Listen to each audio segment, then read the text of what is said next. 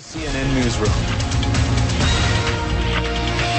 You know, it is the largest school in the world. It is online, it is free, and it's expanding. We'll talk to the founder and the winner of a $2 million prize from Google. Okay, so it was 2 years ago today that Google announced Project 10 to the 100th. The goal, well, was to change the world by helping people. Google got 150,000 entries, and today the company announced 5 winners. One is the Khan Academy, which is a nonprofit that lets the world learn for free through its 1,600 online videos. Now, the man behind the Khan Academy is Salman Khan, and he joins us now live from Google headquarters in Mountain View, California. Happy day for you? It is. It's pretty exciting.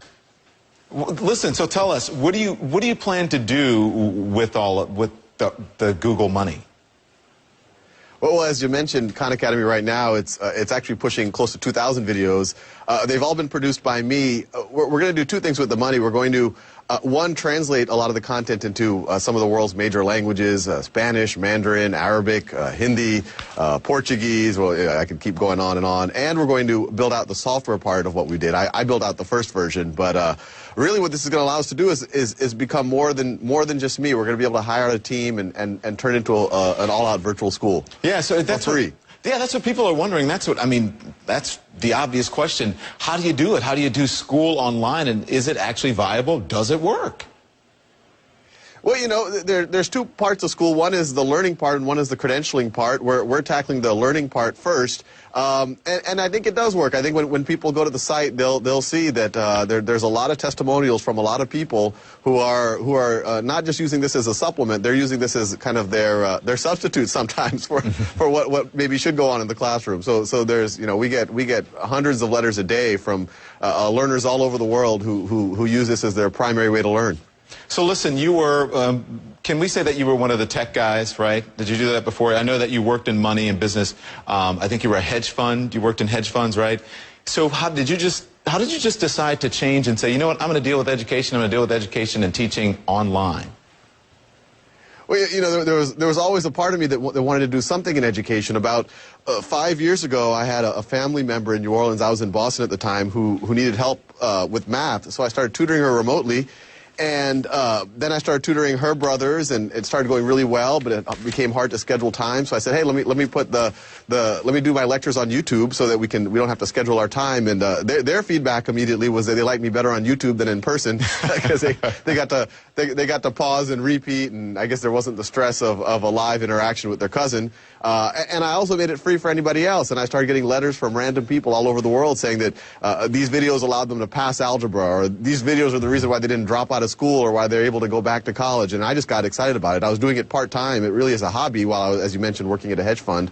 And then the site kept growing until last year, where it got too exciting for me to be able to focus on my hedge fund job. So I quit, and I lived off of savings for a little bit. We got a few donations earlier this year that allowed me to take a small salary, but this Google award really allows us to take it to the next level and turn it into a real free virtual school. What was your reaction when you got the Google award? I'm sure you were ecstatic, because this really helps move things along.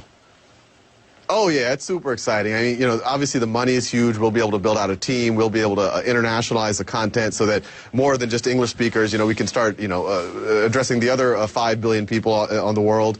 And I think probably the biggest thing is that it's you know, the Google people are pretty serious thinkers, and they wouldn't be throwing around $2 million for just any effort. So I think this is a pretty strong validation for what we're doing. So I want to ask you this. You know, the movie Waiting for Superman opens today, and it's about education, and everyone is trying to figure out, how do we fix the American educational system? Do you have any advice from what you are doing that we can, you know, learn from for our schools, the brick and mortar schools?